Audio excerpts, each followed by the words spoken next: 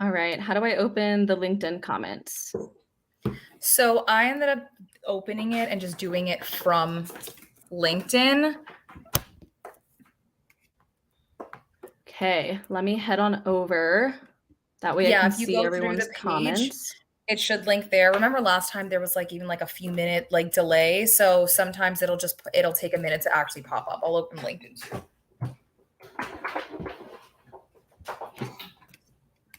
Okay, it's playing on LinkedIn and StreamYard for me. Okay. Okay, now I think I see the comments on StreamYard. Perfect. Yeah, on StreamYard is where you're going to be able to pin it. Okay, then I'll just stay in StreamYard. I think the comments are coming through. We'll find out. If anybody's watching this right now, please leave us some comments. We see some comments already. Yes. Okay, thanks everyone for the technical support. All right, so while everyone's kind of joining on, everyone tell us where you're calling in from. I'm in Athens, Georgia, so about an hour from Atlanta. From LinkedIn, I like that. From LinkedIn, our favorite place. And I'm calling in from Miami, Florida. Woo! I'm actually going to Miami on Friday, so I'm super excited. Maybe maybe we can do an in-person live too. Oh, we're definitely gonna have to do that. Awesome. Okay, everybody's kind of scattered. Memphis, Tennessee, Seattle. I see some more Florida people, which is exciting. Argentina. Oh, okay, Canada. Iowa with the corn emoji. I like it. Wow, there's a lot of people on here. I'm honored that everyone wants to spend their Wednesday evening or afternoon with us. I know. All right, well, let's kick it off because we've got plenty of stuff to talk about today. Lots of juicy career secrets and horror stories. So this year, I think everybody has seen how weird this year has been when it comes to job searching. There's been a lot of layoffs, a lot of rescinded offers, just a lot of chaos in the recruiting and job searching world. So we wanted to take this opportunity with October and spooky season to talk about some of our worst career nightmares and unpack some of these things and hopefully offer some advice based on our experiences and then answer some live questions. So first, I'll turn it over to Nicole. Do you want to introduce yourself and maybe tell us your worst career horror story? Absolutely. And to Jess's point, this has been such a crazy year and couple of years for everybody. And funny enough, I think that the whole reason why I started posting on LinkedIn was sort of born out of a lot of career craziness. So I am in recruiting. I've recruited in hospitality and startups and tech. And I've been in the recruiting for the past 5 years. And the reason why I actually started posting on LinkedIn in the first place was because I joined a company that I loved, that I was super excited about. 2020 hit. Recruiting teams were laid off. Went to go work for a few other companies, went to go into big tech. And as everybody has seen this year, the recruiting teams were very quickly laid off again. And so it's sort of been, I would say, I've been part of the horror story trend of all of the layoffs, but ended up in a weird way helping me spark posting on LinkedIn. Now I post a lot for Job Hunt Like a Recruiter, for everybody who's gone through all these career horror stories. And so super excited to chat through this with everybody. And if anybody has horror stories, whether it's advice that they need on their career or on their job search, drop it in the chat below because that's what we're going to be asking. Jess, kick it off to you. Tell us about you and your spooky, your career horror stories. Yeah, I'm Jess Ramos. I'm a senior data analyst at Crunchbase, and I'm also a LinkedIn Learning instructor. So go check out my courses on LinkedIn Learning. My new SQL course just launched. I am also on TikTok and Instagram as well, so go follow me there. And I'm streaming to YouTube right now for the first time ever, so I'm also on YouTube, but barely. My worst career horror story happened to me in June of 2022. I started a new job. I was very eager, excited. I just signed my offer. I chose from multiple job offers, so I felt like I really had different options and I really chose that opportunity. And 2 months in, I realized it was not the role for me. So I had all these weird feelings. I had feelings of guilt because it was a great job, like it was a good salary. I felt so lucky to have that job and to have turned down other offers. I was feeling guilty about that. And then I was feeling anxiety because I'm like, how do I leave my job after starting? I can't. I need to stay a year because that's what the rules tell us.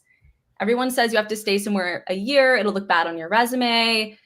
So I tried to stick it out. And then things just did not get better from there. It was not a great fit for me to grow. I wasn't working in a modern tech stack, so I didn't see my technical skills growing. And it just didn't feel like the right culture fit either. It was a more traditional culture, and I'm more of like an outgoing, bubbly, excited person. So just all around, it was not a great fit. And the weeks went by, and then I decided I'm just going to job search and see what happens. And I landed my new role at Crunchbase 4 months after starting that old job. And I do have a 4-month job on my resume. I am fine. I got a great job after that. I've been at Crunchbase for a year. So if anybody is in that horror story of starting a new job and realizing it's not a great fit, I promise you can get out of it. It's not going to ruin your career, and you can definitely work through it. So that is my spookiest career horror story. That was definitely the hardest for me to work through. That's a tough one. And to your point about surviving the short gaps, my first job out of college, I think it was 2.5 months. Talk about total misalignment. I actually started as a manager at a grocery store chain, and it was some of the roughest 2 months that I ever had. Realized it wasn't a fit. And honestly, I do not even have it on any of my profiles right now. I think that when you talk about what your story is, it's really what pieces you want to include. And so it's exactly what you're saying. You can bounce back from it. The short gaps are not going to kill you. We both have jobs for 2 months, 4 months, and we've been able to move on to other careers. So what tips would you have for people while interviewing to avoid the situation that we ended up in? How could somebody scout out if it's a good fit or not, and if it's going to be a good manager or not for them?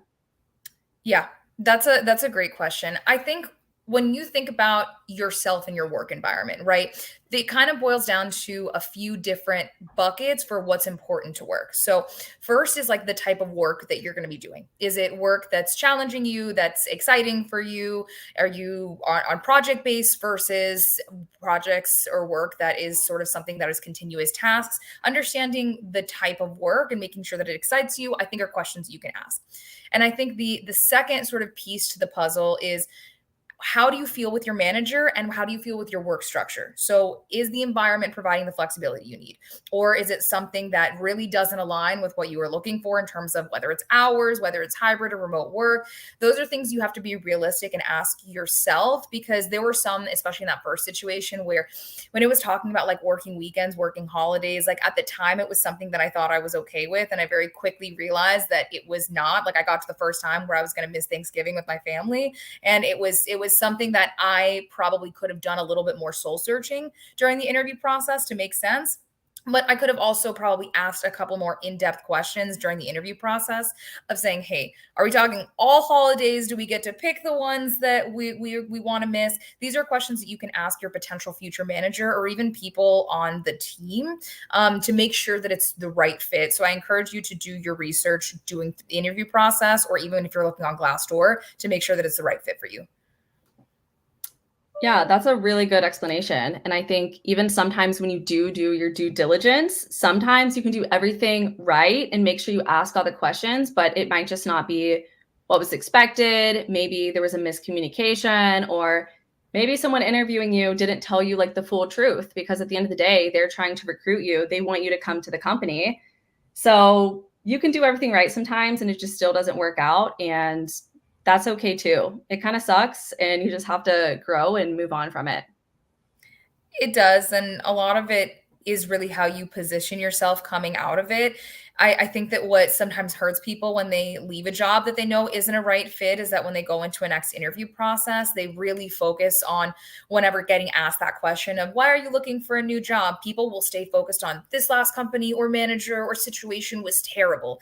And it's bringing a lot of negative energy into the next interview process. And so it's totally okay to say, hey, the role was a little bit different than what I anticipated. Here are my skills. They weren't necessarily aligning. And so chose to part ways or chose to look for new opportunities. But I think that the skills that I have now align perfectly to this next job. And that's why I'm so excited. So making sure that I think that you make the pivot in a more positive direction usually helps prevent it from being a true horror story for sure. And that's a really good point too. I think how you move on from that in interview is really important. I realized when I moved on or when I was starting to interview after that role, the way I was describing why I was leaving my job sounded like a red flag probably. Even though I was being truthful, I'm a very blunt and direct person, it wasn't coming off well. So I kind of had to learn how to position it and stay focused on the future. So, but this role that I'm applying for here, I think is going to be a great fit because of these reasons. So I really like what you said on that. Yeah, and seeing the comments, it's I wish that it was not the norm that sometimes you get sold something different in the job. Like I think a comment from Patricia talking about transparencies that they'll tell you one thing in the interview process and then sometimes you feel like it's almost a bait and switch. I think that's where even looking at Glassdoor, because that people will be brutally honest, whether it's Glassdoor, there's another review system that's called Blind that's more for tech. But there are all these platforms where people are being like brutally honest about their work situations. That'll also help you just make a more informed decision to kind of avoid these situations where you get really oversold in an interview process. Yeah, no, that's awesome. And thanks for bringing that up, Patricia. To kind of segue, from an anonymous LinkedIn user, not sure who this person is, but how to deal with bad managers besides leaving. So I chose to leave my position because I ultimately knew it wasn't a good fit for a lot of reasons. I didn't feel like I had a good mentor to look up to. I wasn't working on a modern tech stack, so I felt like my technical skills weren't going forward. The culture wasn't a good fit. I like to do a lot of like volunteer work and LinkedIn stuff, and the schedule wasn't flexible. So it was really like holding me back almost in my personal life because it was very like 9 to 5 on the dot. So for me, it was a bad fit for a lot of reasons. And that's why I chose to leave. I knew that I was going to be better off going somewhere else because my mental and physical health was like honestly declining. Like it was one of the hardest times I've ever gone through. But it made me tough as nails and it made me a stronger, more confident person in the future. But if you really want to stay for whatever reason, I recommend working on your communication with your manager. So communicating to your manager how you work best and what type of environment works well for you. So for example, maybe your manager is like sending you tons of messages per day. It's distracting you. It's causing you anxiety. Maybe you don't feel trusted. So maybe talk to your manager and be like, hey, it would really help if we streamlined all of our communication, maybe in one, morning message per day or a weekly stand-up. That way I'm not, distracted by the 500 messages a day. So just being able to like have those vulnerable conversations with your manager really helps. And I know that's not an easy thing to do by any means, but definitely try to work towards that before just leaving your job. What are your thoughts, Nicole? Yeah, no, it's true. Sometimes we're in situations where we're not in a position to leave, right? Whether you're the breadwinner, whether it's a job that you really like and you just don't want to leave because just because of one person. In those cases, I think it's making the best of the situation you have. So to your point, seeing if there's a way that you can resolve the conflict with your manager beforehand. Sometimes it feels uncomfortable to put structure into place when there wasn't one before. Like let's say you didn't have touch bases with your managers or you weren't putting things in writing before. You can kind of bring it up in a way or just start doing it as like, hey, as a personal goal this year, I would love to be better about follow-up. I would love to increase my communication and project management skills. So would love to partner more collaboratively with you. So that way it's an easier way to bring up the fact of like, hey, I'm going to put things in writing. I'm going to keep us both accountable to the things that we said. So that way, if you unfortunately do end up in a situation, which I've seen happen many times, where you do get kind of in a riff with your manager, you also are kind of protecting yourself in making sure that you have things written down and saying, hey, this is what I've tried to communicate. This is sort of the outcome, and see if there's either an HR person, somebody else on the team who can try and help advocate for you if you're in a situation where you don't really want to leave. And it is hard.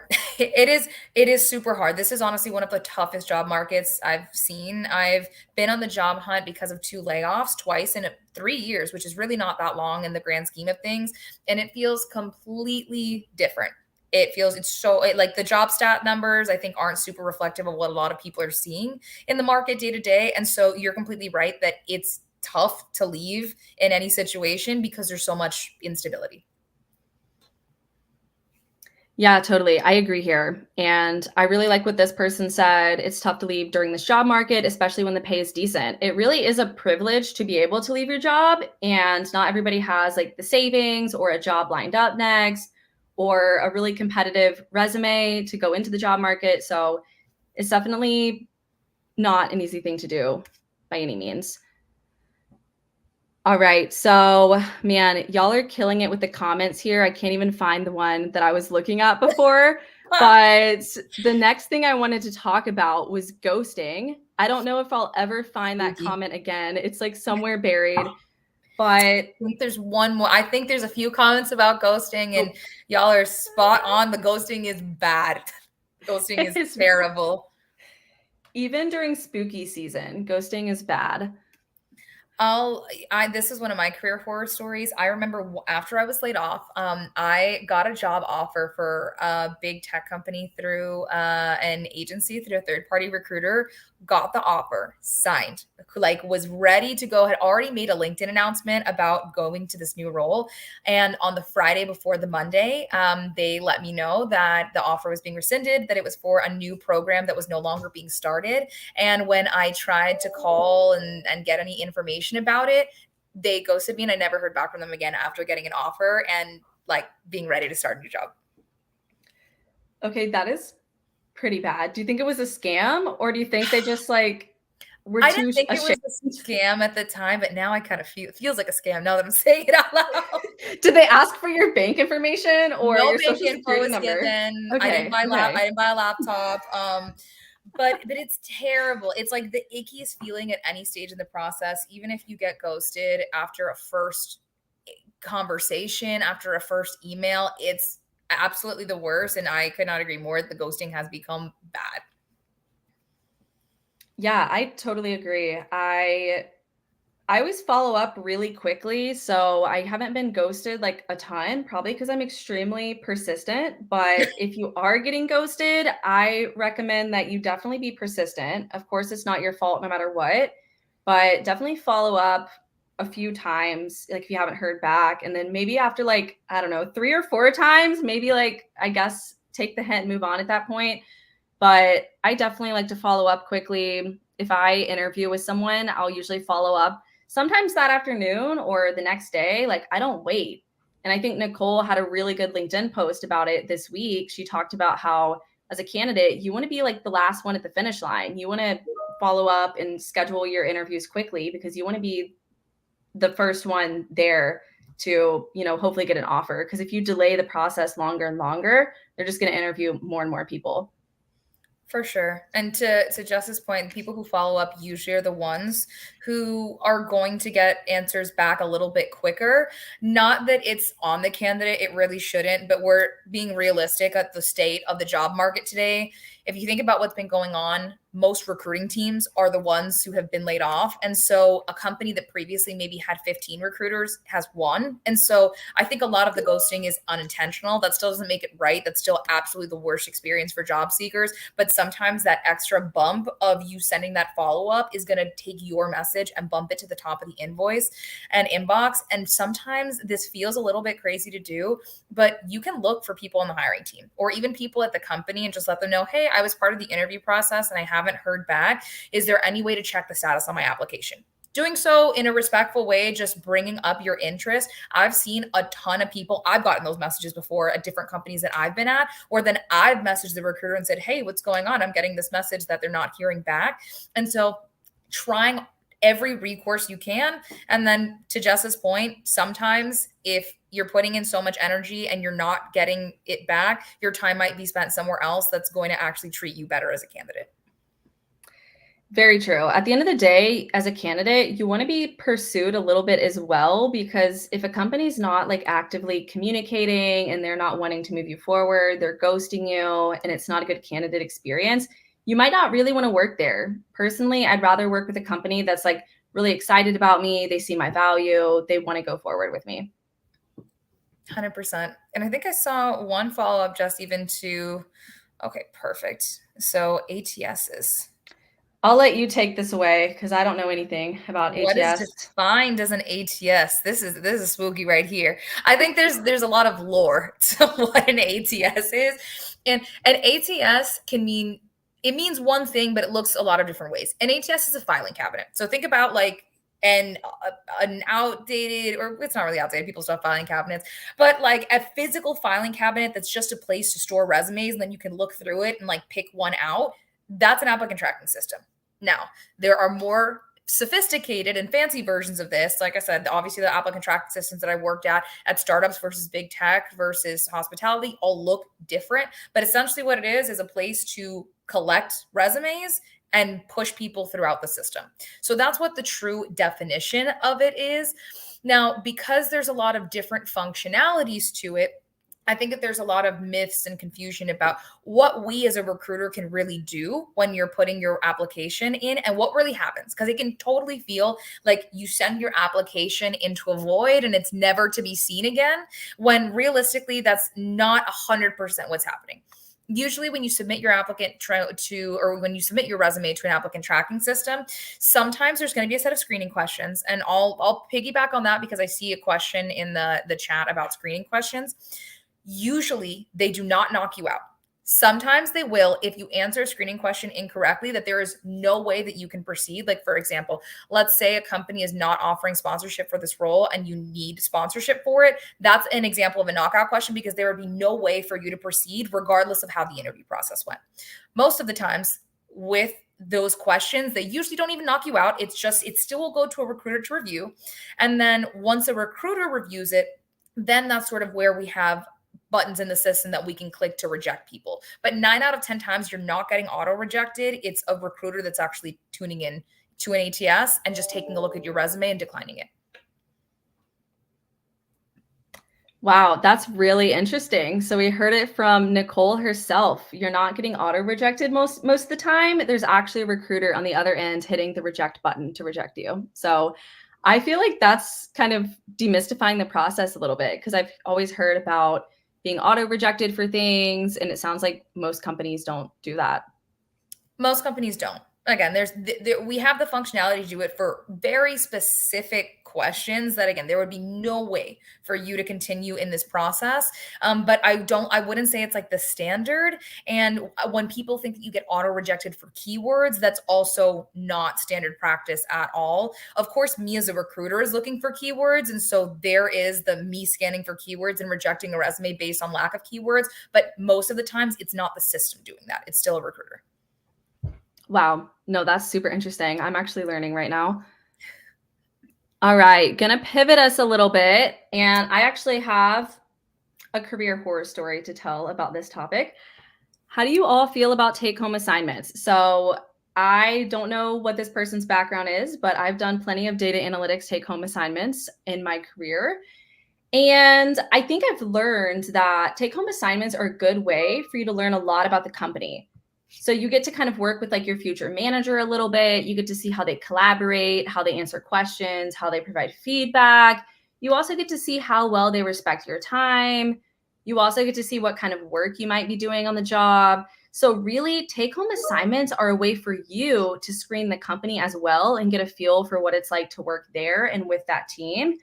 So I actually do like take-home assignments, and I have a lot of fun doing them because I like to, like, you know, give it all I got and kind of show off what I can do and showcase my skills and my work. So I personally enjoy doing take-home assignments because I feel like it's a way where I can stand out and do a really good job on it. But my horror story with a take-home assignment, this was one of the first ones I was given. So I was naive back then.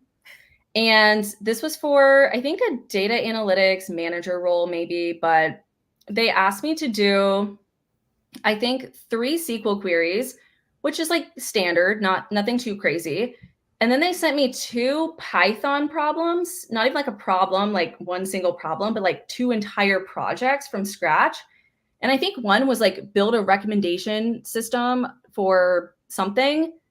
And then they asked me to design, oh, I don't remember what it was. I didn't have the code for this one, but they asked me to like write out a plan to design another thing too. So it ended up being 3 SQL queries, 2 entire Python projects, and develop a plan for another project. And I unfortunately did most of it, but they only gave me 48 hours. And I was like, 48 hours? Like, I have a full-time. Oh no, it was scary. I was like, I still have a full-time job. I'm like still creating content on LinkedIn. Like 48 hours is not a lot to turn this around in the middle of the week. So yeah, I didn't even finish all of it. And I did not get offered the job. I mean, I didn't finish it all. And I also have like deep suspicions about why they asked me to do that much work. Like, I mean, I have a GitHub portfolio. I just think there's no real reason for a company to ask you to do that much work for a take home. I thought it was very disrespectful for a candidate's time.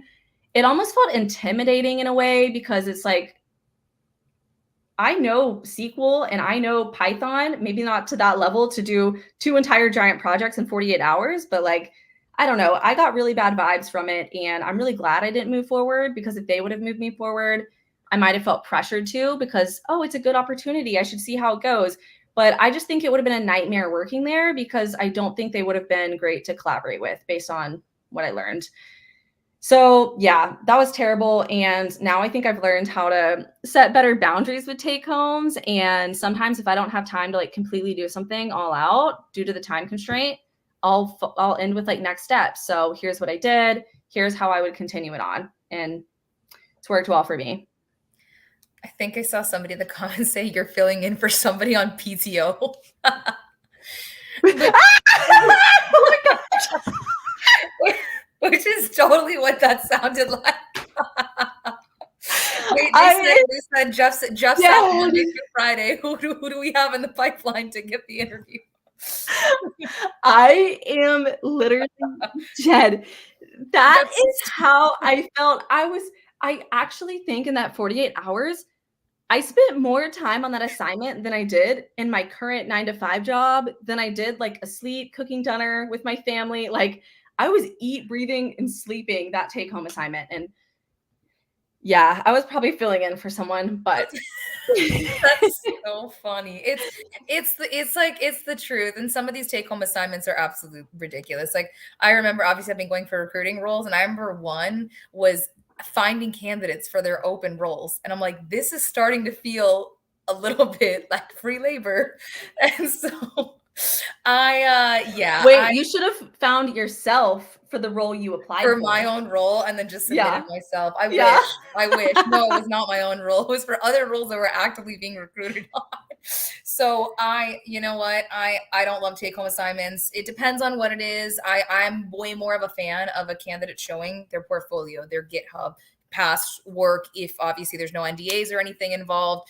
It's okay. Obviously, there's going to be some technical pieces where you're going to be expected to do, let's say, like a coding exam. Like, I think those are totally normal and standard, but definitely, check your gut when it feels like the assignment is getting a little bit too extensive. And at that point, you're always going to have to make the call of how badly do you want or need this opportunity? Because sometimes they're going to make you do it regardless. But personal stance, I would rather just lean on something that a candidate has already provided, so that way you don't have to do extra work. Yeah, that's a good point. And to kind of contrast with my experience coming to Crunchbase, the take-home assignment, it was something that it was pretty open-ended. It was like find insights, only spend 2 to 3 hours. So it was kind of like give it all you got for a few hours, but you don't have to like build us something ginormous that we could literally use again in our company. And then I turned it into a presentation and I focused really hard on the soft skills. So like business application, what I would do next, recommendations, limitations, and got me the job. So you really don't have to do those big, giant take home assignments, honestly, for any reason. And I hate it when companies ask for stuff like that. I think we both agree. I think everybody in the comments agrees too. Yeah, the comments are getting heated over here. All right. I think this is an interesting question. I haven't personally done a video one-way interview. video interviews. These are Nicole, have you done these? I have. These are the most awkward experiences ever. Yes. So for people who don't know what this comment is talking about, thank you, Joel, for bringing it up. Companies have started employing these things called one-way video interviews where you get a question that gets pulled up on screen, but you're not talking to anybody. And so let's say the question is, tell me about a time that you had to collaborate with cross-functional partners. And then you get a timer and it will automatically start. Usually you'll get like a practice attempt. The company might decide if you're allowed a practice attempt, and then it will record you answering. And then that will what will be sent to the recruiter. And then that will decide if you are going to enter a formal interview process. I don't love these. I think that it's really hard. I think it's just going a lot farther away from like the human touch and personal touch aspect of recruiting. I don't think it's great for candidate experience, but it does happen. And so my tips, because I've done them before, you might encounter companies who do these. Most of the times they're doing it just because of time constraints. But if you do end up in one of these situations where you have to do a one-way video interview, the way that I would best prep for them is prep as though you're doing the video interview. So get sample questions on Glassdoor. You can usually on Glassdoor drill down to the company and even the position that you're interviewing for. And if not, you can just get a general list of questions for the type of position. So let's say software engineers. And then you can take a video of yourself answering these practice questions. And it's going to feel painful. It's going to feel awkward. It's going to feel like the worst thing in the world. But you're going to be able to pick up on a few things, mainly if you're staying concise or if you're being super long-winded, because with video interviews, it's even more important to stay on time. Two, how excited you're coming across, because sometimes you may think that you are giving a lot of energy and excitement, and you see that video interview and it is deadpan. And three, make sure that just because it's such a short amount of time, you're crafting your answers in that STAR method, making sure that you are hitting the situation, task, action, result in what is sometimes a 2-minute period. So those are some 3 things that I would do to prep for if you do encounter these video interviews. Yeah, that's great. I'd say definitely practice. I've never done one, and it honestly does sound really scary. I hate being on camera, honestly, as I'm literally streaming right now to LinkedIn and YouTube. You're doing great. But yeah, I think I've learned a lot just from filming with LinkedIn Learning. It's kind of intimidating when you're filming yourself, you're on camera, you're worried about the way you look or the way your voice sounds, but practice makes perfect. So definitely rewatch back your practice videos and learn from it. All right, this is a very specific scenario, but I feel like we should unpack this. My company is closing their doors and they haven't let us off yet, but it's forthcoming. How should I move forward? They said that they would give us a heads up or some kind of notice, but how do I know if they will? My biggest advice, run, get out. If they're closing the doors, there's no future for you. And if there's one thing we've learned during this icky year of like layoffs, companies are going to have to do what's best for the company. And in this case, it sounds like it's closing their doors. So you need to do what's best for you. Yeah. And in terms of that specific notice period, there are laws. It's called the WARN Act. And I don't know what your exact situation is. You can definitely look it up. But if a company, it was originally as like a HR fun fact, it was originally brought up back when it was like industrial revolution times, they were closing down factories. And it was a way to give employees of a business that was closing down a 60-day notice period. So that way they would have ample time to prep. And most of the times you would get paid through those 60 days. You would be working, but you would get paid through those 60 days. Now it's a lot more nuanced in today's workplace, whether it's a layoff or whether they're fully closing, the size of employees at the company versus how many people are getting let go. So I would encourage you to maybe just do a little bit more research into the WARN Act to see if it's something that could be applicable to your situation. But regardless of when that notice period is going to come, you're going to get one anyways. And as it seems. And so it'd be better, like, let's say there's 100 employees in your company. It would be better for you to start looking now before the other 100 employees also definitively know they're going to be laid off. So I would definitely encourage you to already start looking. You don't have to put an open to work banner. You don't have to be advertising it, but you can definitely still put open to work on the back end so recruiters can see it and network. So that way, when and if that day comes, which it sounds like it might be, you just have that extra little heads up. Yeah, I think it definitely depends on what closing their doors means. If they're like definitely shutting down, the company's like closing their doors for good, you need to like look out for yourself. But if it might just be a layoff and you like your job, then maybe try to ride it out and see what happens. That's what I did. My company did layoffs this year and it was terrible. And I'm thankful I have a job, but it was definitely just really hard to go through on both sides of it. Oh, amazing. Okay, Bex putting the WARN Act. Love this. Love the comment section, putting everything. Yep, that's exactly what you should check out. I'll have to go back to Yolanda's comment. I just booted her off for the WARN Act. I'm sorry, Yolanda. Well, the WARN Act is good to know about. It's good to know about. And it's only in some states, so definitely do your research. Okay, back to Yolanda. So she says, been out of a full-time permanent job since March. So depressing. And I'm sure there's lots of people right now listening in. Maybe you've been looking for a job for a while. Maybe you were laid off or just haven't been able to get a job for whatever reason. So what is your biggest advice, Nicole, for people that have been out of work for a little while and are still out there looking? Long-term job loss can be one of the toughest and just like most mentally grueling things that can happen. It's job loss, job transitions are something that's really hard in general, but especially the longer it goes, that's when it really starts to dig into things like imposter syndrome and feelings of like really just like loneliness in the job search. It's a really tough thing. So I would say, is first of all, as much as you can, which is the most difficult advice ever, especially if you are in a provider, you have a family, try and take care of your mental health as much as possible, because it really, like, long-term job loss has so many correlations with just dips in mental health. So I would say, one, do what you can to still balance the job hunt. And even if it's small breaks, whether it's taking a walk outside, reading a chapter of a book, doing something that you love, I would say is something that is going to help, because a long-term job loss can just be a killer in that respect.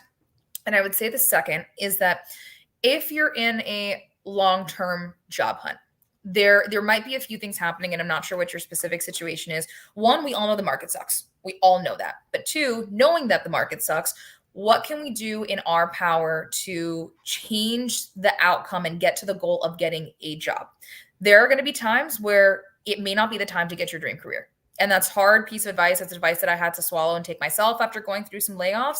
But there are times where it's your dream career, and there are times where you maybe just need the job to get the income. So I would create a list for yourself. This is what I did in my own job search, and I found it to be tremendously helpful. Of, you can do it. I did month by month. You can do week by week, whatever works for you. Of, let's say in March, what's most important to me is a remote job in the field and industry I'm looking for. That would be a growth opportunity at this salary. Let's say we go to April.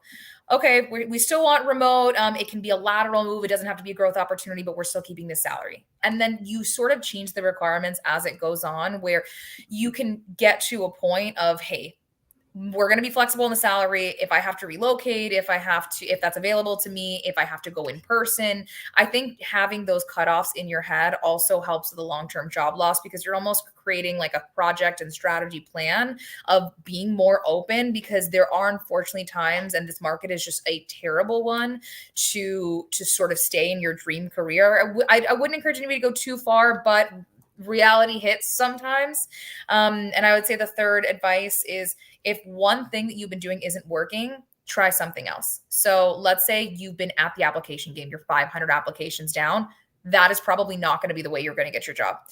Can you tell everybody you know that you're on the job hunt and see if anybody has a connection? Can you get really good at the way that you email and message people on LinkedIn and get coffee chats like that? So I would definitely say that if you're in the long-term job hunt, try and protect your mental health at all costs, pivot when you need to, and stay open to different ways of getting a job. Yeah, I think, well, before I say my advice, I want to show this comment from a different Yolanda, which is funny. The Yolandas are hanging in there. Yes, Yolanda Power. But for real, community is a super big thing to have. And obviously, me and Nicole love LinkedIn. It doesn't have to be on LinkedIn. You can also have community in real life too. So just get out there, like meet friends, talk to other people who are job searching, and really just building that community to lean on is really important, because sometimes you are going to need people to cheer you on and give you advice, review your resume, interview practice with you, stuff like that. But my big advice is job searching is a funnel. So if you can kind of figure out where in the funnel you're getting stuck, that's where you need to first focus your efforts.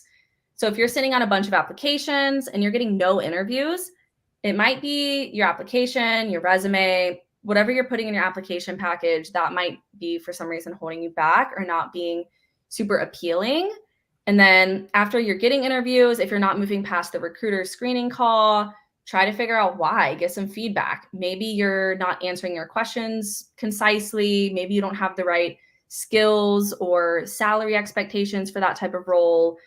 And then if you're getting to the hiring manager and not moving past there, maybe you need to practice interviewing with the STAR method. You need to practice talking about your projects and asking good questions at the end of the interview.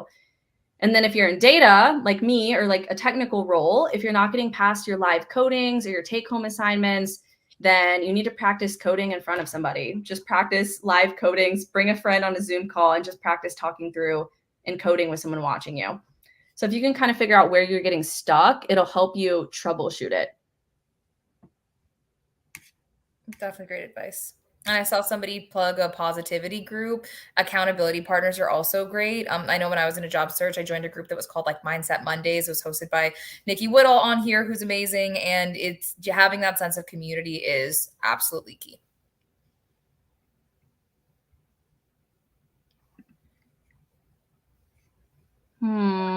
What should we talk about next? I'm trying to see if there's any really good questions. Ooh, okay. I like this one.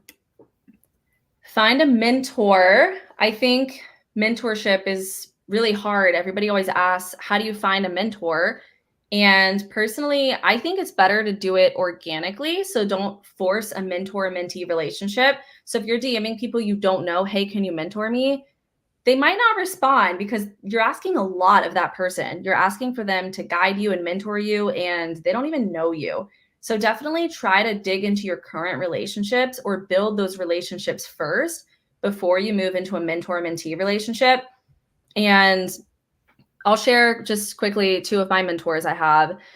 So one of them, ironically, was from my first job search of 2022. I turned down a few other offers to go for that job that I thought was the best fit that wasn't.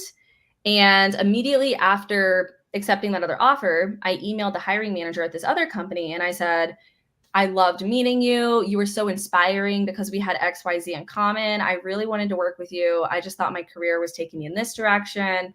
I'd love to stay in touch for the future. And she actually responded and was like, I'd love to do a coffee chat. And we still have monthly coffee chats. It's been a year and a half now, and we still do monthly coffee chats. So now she's become a really awesome mentor of mine. My other one was through a mutual connection, and she asked me to volunteer for a conference that she was doing in Atlanta.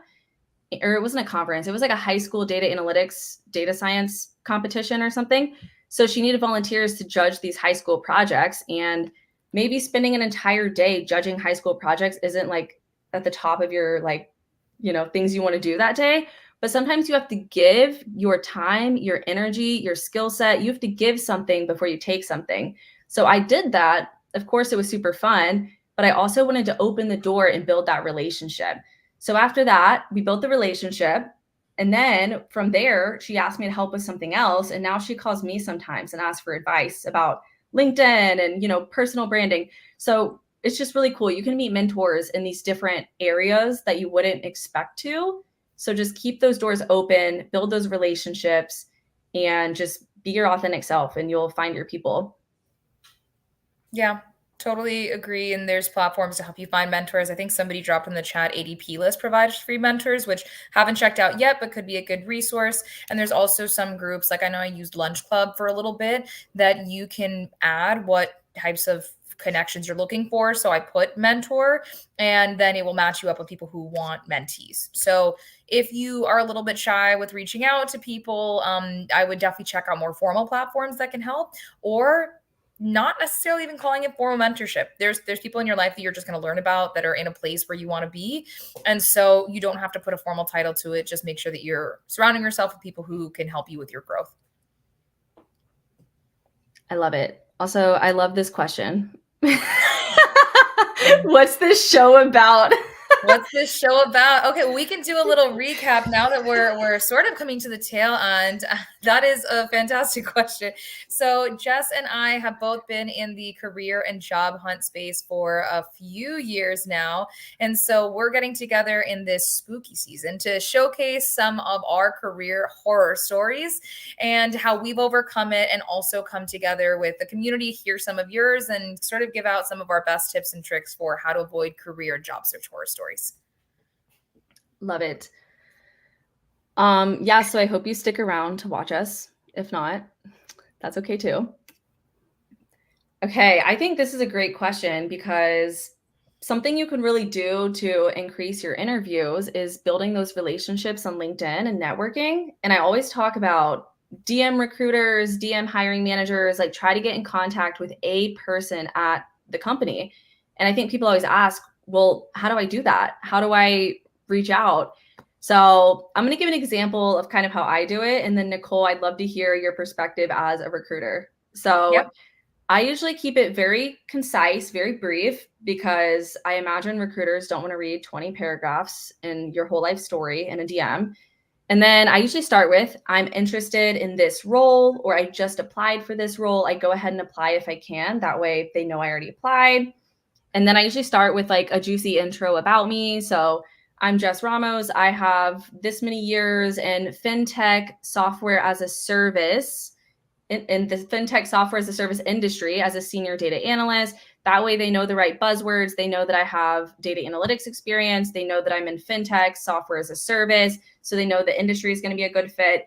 And then I go into a little more. My top skills are this, this, and this. And these are the types of projects I've worked on. And then I usually follow up with a call to action. I'd really love to chat and learn more about the role. Here's my, email or my phone number, something that gives them a way to contact me. And a lot of times you do get ghosted because you're not going to get a 100% response rate. But from that method, I've gotten probably a 10 to 20% response rate, which is much higher than you get if you just cold apply and sit back and do nothing. Totally agree. I think that's the perfect scenario, short and sweet. Already apply to the role and just ask if you're the recruiter or to be pointed in the right direction. And a hack that you can use to help you find the right person is if you go on the LinkedIn search bar, if you search recruiter, and then you filter by people and company, it's going to give you a list of all of the recruiters at the specific company that you're applying to. And you can even go more granular. Let's say you're a student, you could look for university recruiters. Let's say you're in tech, you could look for tech recruiters. And so those are ways to also help you better find the right person. So that way there's an even higher chance that the message that you're sending, that Jess gave a great example of, is reaching the right person.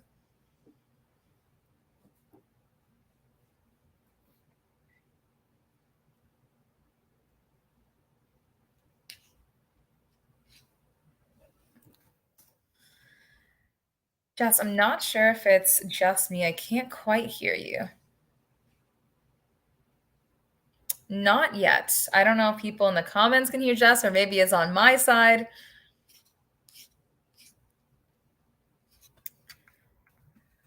My mic was muted. I'm sorry, y'all. Here we go, and we're back already. And go Wow. Gators to Ronaldo. I see a fellow Gator there. That's another great way to reach out. If you hit somebody with like their school alum or a connection point, add that in the message too. Definitely helps keep it warmer. Absolutely. And people are now, it's coming in that they can't hear me. It's lagged, but sorry, y'all. All right. If y'all want your question answered, we're kind of drowning in like some of the older comments, but ask a question now. Let us know what job horror story you want to hear about.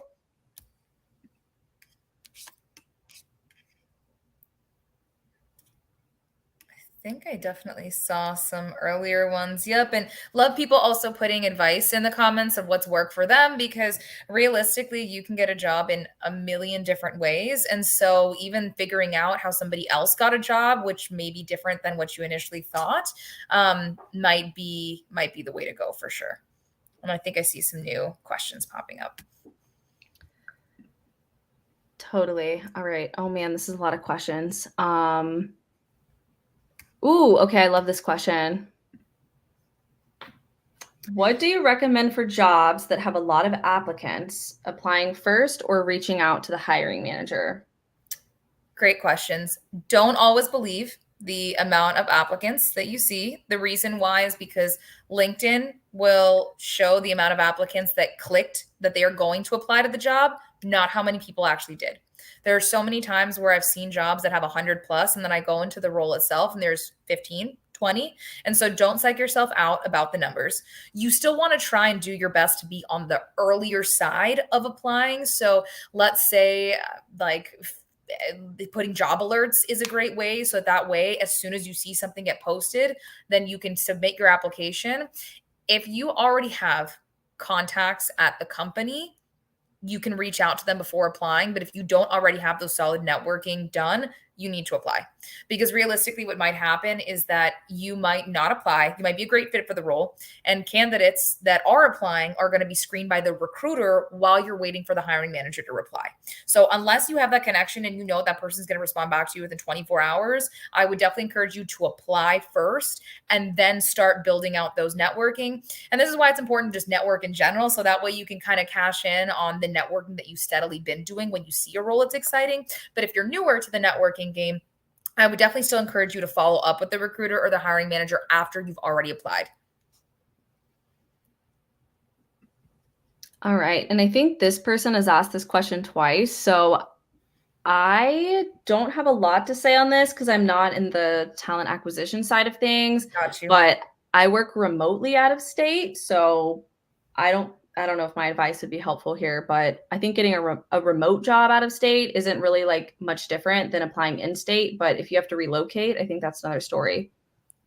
One tip that I would say if you're looking for something out of state is, are you already going to relocate to that state anyways? If you are, you can just put that state. Like you can, if you're saying that, hey, I'm going to be there regardless of if your company hires me or not, you can put that state on your resume. Let's say you're not, you can either not put a location or put a location and then write open to relocate. Like you have to make it abundantly clear, because what will most likely happen is that companies realistically, let's say a lot of the times they don't have relocation budgets. And so a lot of the times they're going to look for local talent first. And especially because I cannot tell you how many times it is abundantly clear that, let's say I'm recruiting for a role in Miami, Florida, and somebody from the West Coast applies and it's like, I didn't know that this was in Miami. So that's another reason why recruiters will sometimes just stay local to sort of save time. So as long as you're making it abundantly clear that you are open to relocate, and if you're already going to go there anyway, even saying relocating to, say, New York, California, wherever you want to go to, those are probably going to be a little bit more helpful for you in your search. And you can add it to your LinkedIn too. Make sure on the back end of your LinkedIn, when you put open to work, put the new state that you want to go to. So that way you're coming up in those searches. Yeah, I think it's really important to think about why you're applying out of state, because personally, I'm not sure I would relocate for a job nowadays. I know working remotely is a huge privilege, and I recognize that I'm able to work remotely, which is awesome. But relocating is a really big decision. And I think that I became more cynical after being in a job for 4 months that I realized wasn't the right fit, because I'm like, thank God I didn't move me and my family out of state for this job, because it's such a big life decision and it's kind of risky. Yeah, absolutely. All right, this is truly a horror story. So the interviewers, they sit in the interview, they look you in the eyes, they tell you, you're a great fit, we love you, great experience, and then you get rejected. I think truly, this might be a hot take, but I think truly a lot of maybe recruiters or hiring managers don't want to be the bad person and give bad news. So they kind of wait to do it afterwards. I think I see it more with hiring managers. Like they don't really want to like give you negative feedback in the interview. So they kind of, go along with it a little bit and then let the recruiter deliver the bad news. I don't know if that's what really happens, but that's how it kind of feels to me sometimes. Yeah, I think I was trying to like coach hiring managers to not be super overly enthusiastic, if especially if you know that person's not going to be moving forward. What ends up happening a lot of the times, and I think this is where sometimes candidates get really hung up and stuck in the job searching process, because it's a terrible feeling for them. If you're going through a process, you've interviewed well, you've clicked with the hiring team, they've given you super positive reinforcement, and then you get rejected. You're like, what happened? It kind of like leaves you out in the cold. You don't know what happened. The piece that you don't know and will never know is who else is interviewing. They might have genuinely loved you. You don't know if you're the number two. You don't know if they really are trying to consider you for something else in the team. But realistically, and you'll never know this, and this is just unfortunately like a tough mental game to play with the job hunt, there might be somebody who is 1% better. 1% a better fit for the role, not better in general, but just a better fit for what that specific team was looking for at that specific role, at that specific time. And so that's unfortunately where you can ask for feedback, but that's where you have the opportunity to say, hey, I love this team. I love this conversation we had. I still think that I could be really valuable. Would love to keep the door open for future roles. And I cannot tell you how many times I've kept in touch with candidates that have landed a different role later on in the org because we've kept in contact, even though they've gotten rejected, because the teams really did love them during the hiring process.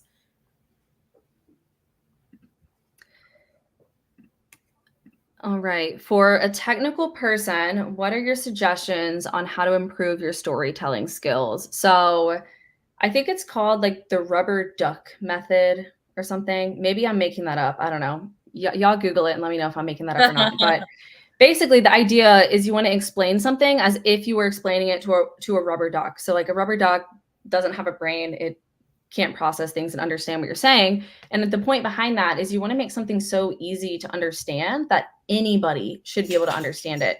So I think storytelling skills are a really good way to stand out through your take-home assignments or your live coding interviews, especially if you're in the data field, because soft skills are such a big part of the role and they're so underestimated.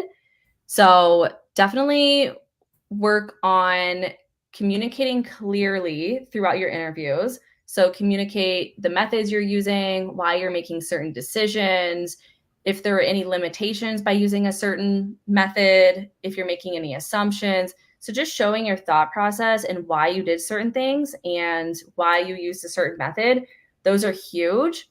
But then I really take it to the next level by really nailing down like the business stuff. So you have your results for your analysis. At the end, explain why it's important for the business. So what recommendations would you make for that business based on the analysis? And what are the next steps you would do in the analysis? So almost pretend like you're talking to stakeholders, non-technical stakeholders who don't know anything about data or numbers, and just practice putting it in clear words. I see some comments that people do know what the rubber duck theory is. And so it looks like this is more common than we thought. But yes, totally +1 to all of that. And a lot of people are saying it in the comments that sometimes you just need to keep it high level. In interviews, being concise is the name of the game. And from doing a lot of technical interviews, sometimes where technical folks get a little lost in the sauce is getting way too granular. Like I've had people when I say, give me a high level overview, tell me about yourself. We're 25 minutes in.